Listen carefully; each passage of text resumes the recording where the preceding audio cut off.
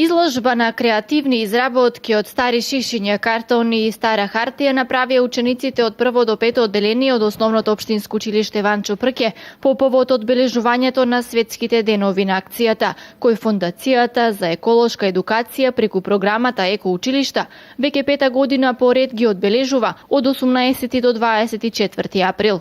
Оваа година направивме две помали активности, а тоа е засадување на преку 1000 садници од цвеќиња во нашето училишен двор, и втората акција е правење на играчки од отпад, односно реупотреба и рециклирање на отпад.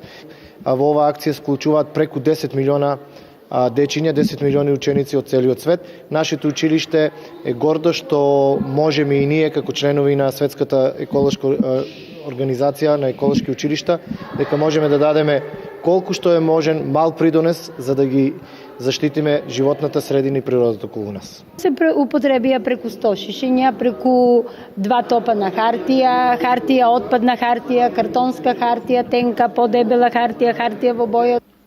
За учениците со најдобри креативни идеи училиштето додели и подароци. Ова е мала акција, но со големо значење. Целта беше да се даде душа на овие мртви предмети, да го собереме сметот и од него да направиме прекрасни дела.